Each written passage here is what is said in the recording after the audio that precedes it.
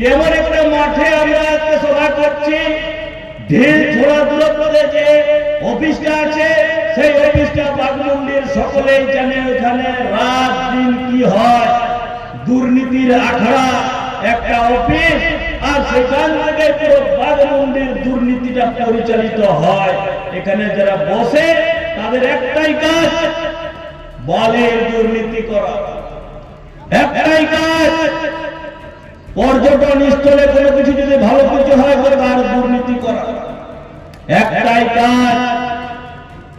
Electric department থেকে যদি quotation জমা করে তো তারা দুর্নীতিকে এখান থেকে প্রশ্রয় দেওয়া। বন্ধুগণ, অনেক দিন মাঝে মাঝে যখন আসি, প্রায় বিভিন্ন লোক দেখা সাক্ষাৎ করে এবং অভিযোগ জানায় কি দাদা এইখানের কি একটি অফিসটা কি ভারতবর্ষের অন্যান্য জায়গার থেকে কি আলাদা কিছু এখানে ব্যবস্থা দিবে, আলাদা লাইট চলবেন নাকি এখানে? আমি জিজ্ঞেস করি কেন? বলছে ৮,০০০ টাকার যদি কোটেশন কাটাতে হয় তাহলে পেছনের টেবিলে পিছন দিক থেকে ৮০,০০০ টাকা আপনাকে দিতে হবে। আমি এই খোলা মঞ্চের থেকে তৃণমূল কংগ্রেস পরিচালিত যে সরকার তার ইলেকট্রিক ডিপার্টমেন্টকে জিজ্ঞাসা করতে চাই, আপনাদেরকে কি এখানে সাধারণ মানুষের যে টাকা শুধুমাত্র কানেকশন নেওয়ার জন্য ৮০,০০০ টাকা, লক্ষ লক্ষ টাকা নেওয়ার জন্য কে অধিকার দিয়েছে? আপনারা ভাবছেন এই শাহী চলে। মনে রাখুন, সিপিএম এর সূর্যাস্ত হয়ে একদম ধূলিসাৎ হয়ে গেছে, সিপিএম শেষ হয়ে গেছে।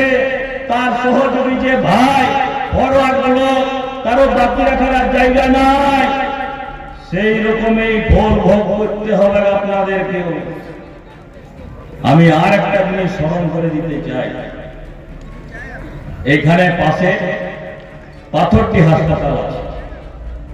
সেই হাসপাতালে আমরা দেখেছি বিধায়ক সাহেব বরাবর এখানে খুব ডেভেলপমেন্ট করেন হাসপাতালে, কিন্তু বর্ষাকালে কি দেখি একদিকে জল যাচ্ছে, একদিকে ছাগল, গরু, কুকুর, বিড়াল ঢুকছে।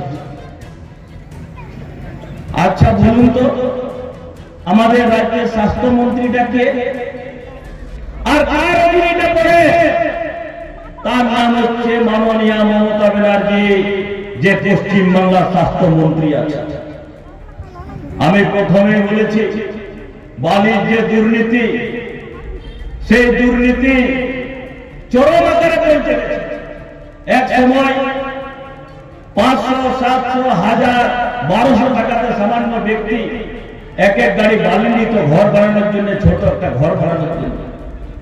আজকে পুলিশের অত্যাচারে, পুলিশের কাটমানিতে আর বিধায়কের ভাগ বসাতে সেই এক এক গাড়ি বালির দাম আজকে ৮,০০০ থেকে ১০,০০০ টাকা পর্যন্ত পৌঁছেছে। আমি এই খোলা মঞ্চের থেকে হুঁশিয়ারি দিচ্ছি, বালির গাড়ি দিয়ে চোরাই কারবার হতো, সে তো বন্ধ করেছে আধাটা। যদি আর কোন রকমে কোনো আপনারা খবর পান, আমাদের কার্যকর্তা কিংবা আমাকে খবর দেন। কোন রকমের ২ নম্বরই বালি আমরা এই সুবর্ণরেখা নদীর থেকে তুলে যদি কলকাতা পাচার করে আর সেই থেকে যদি কালীঘাট যায়, ছাড়ে কথা বলবো না, সেইখানে হিসাব কিতাব হবে, সেইখানে হিসাব কিতাব হবে। এখানে একটা হাইড্রোল প্রজেক্ট আছে, আমরা সকলেই জানি, পিপিএস। সবাই ভাবেছিল পিপিএস হওয়ার পরে হয়তো কমসে কম বাগমুন্ডির আশেপাশের লোকে কিছু না কিছু লাভ হবে। কি লাভ হবে? এখানে যদি ক্যাজুয়াল চাকরি ঢুকতে হয়, পয়সা দিয়ে ঢুকতে হবে। আর কতদিন সেও জানে না। ১ মাস গেল, ২ মাস গেল, ৩য় মাসে তাকে কোন রকম যদি সে বিজেপির কারোর সঙ্গে যদি সাক্ষাৎ করলো, নমস্কার করলো, তো তার আর ওখানে নেয় না। আমি তাদেরকে বলে যাচ্ছি, পিপিএসসি বসে দাদাগিরি করছে তাদেরকে বলছি, আর শুধুমাত্র 3 মাস সরকার বদলাবে, সাবধান থাকুন। সবার একদম লেখা আছে, বাকি সবাই লাল ডায়েরি লেখে, আমার কিন্তু কালো ডায়েরি আছে, আর এই কালো ডায়েরি সবার নাম লেখা আছে। চারে কিন্তু কাউকে কথা বলবো না, সব হিসাব কিতাব করবো। যত পিপিএসপি দুর্নীতি হচ্ছে আর নিয়োগ দুর্নীতি যা চলছে, একটাও ছাড়বো না। এখনো সময় আছে, সুধরা সাধারণ মানুষের উপর অত্যাচার বন্ধ করুন, নাহলে সেই সময় যখন বিজেপির মন্ডল সভাপতির রাত্রিবেলা ঘর যাবেন আর বলবেন দাদা বাঁচান, কিন্তু সেও কিন্তু তখন কোন রেয়াত দিবেন না, এটা মাথায় রাখবে। আমি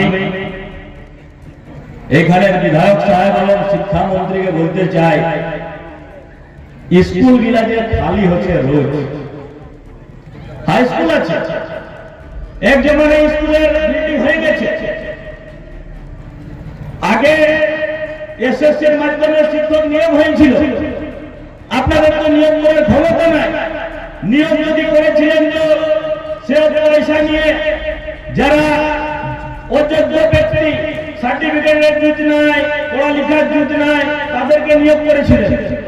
তাদের তো যা গল্প হলো, বাঁচা খুঁজা যে টিচারগুলো ছিল, শিক্ষকগুলো ছিল, প্রত্যেক দিনের তো রেড বাঁধিয়ে দিয়েছে। কেউ বাঁকুড়া যাবে, কেউ পুরুলিয়া যাবে, কেউ কলকাতা যাবে।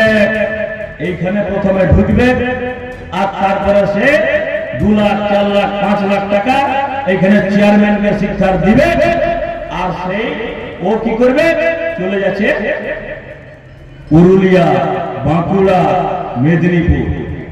আমি আপনাদেরকে এটাও সাবধান করে দিচ্ছি, প্রত্যেকজনের আমরা হিসাব করছি।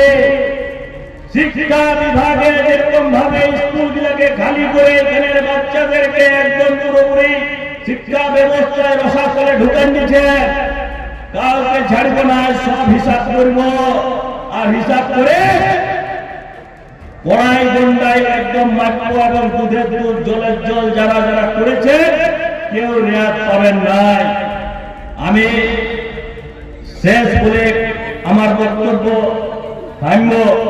এইখানে অযোধ্যা পাহাড়ের জন্য, ট্যুরিজমের জন্য বহু চেষ্টা করেছিলাম আমরা। মাননীয় সুকান্ত মজুমদার সাহেব আমাদের রাজ্য সভাপতি ছিলেন, তখন ইনি কেন্দ্রের মন্ত্রী হন নাই। উনার সহযোগিতায়, উনার নেতৃত্বে কয়েকবার পর্যটন মন্ত্রীর কাছে আমি দিল্লিতে দরবার করেছি, উনার সঙ্গে গেছি, চিঠিপত্র দিয়েছি। আমাদেরকে বসাই দিয়ে পর্যটন মন্ত্রীর সঙ্গে সব রাজ্যকে চিঠি করেছে কি অযোধ্যা পাহাড়কে সৌন্দর্যীকরণ, ট্যুরিজম ডেভেলপমেন্টের জন্য যা সহযোগিতা লাগবে কেন্দ্রের থেকে আমরা করতে প্রস্তুত আছি। আপনি শুধু এটা অ্যাকসেপ্ট করুন, আর কি লাগবে সেটা আমাদেরকে হিসাব কিতাব করে পাঠান। 5 ধারা চিঠি দিয়েছে কেন্দ্রের থেকে, রাজ্যের থেকে একটাও কোনো রিপ্লাই সদুত্তর যায় নাই বন্ধু। আপনারা ভাবুন, কালকে যেমন বান্ধবনে বললাম কে করবো বিদ্যালয়, সেইখানে 2023 সালে স্যাংশন করেছিলাম আমরা, আর সেটা হতে হতে আজকে 2025 সাল পার হবে, তাও জমির জট ছাড়ে নাই। কারণ একটাই কাজের মাথায় আছে, যদি কাজ হয় তাহলে মোদিজির নাম হবে। সেই জন্য আপনাদের কাছে আহ্বান করতে এসেছি, এইবারের বিধানসভা নির্বাচনে, যে সামনের বিধানসভা নির্বাচন, পুরুলিয়া লোকসভার 7টা সিট, পুরুলিয়া জেলায় 9টা সিট, গতবারে জেলায় 6টা জিতেছিলাম আমরা, লোকসভায় 5টা জিতেছিলাম। আগামীবারে আমাদেরকে 7-7 লোকসভাতে 9 করতে হবে। এই সংকল্প নিয়ে আমরা সবাই বাড়ি যাবো আজকে। আমি এই আশা আকাঙ্ক্ষা রাখে আমার বক্তব্য আমি শেষ করছি।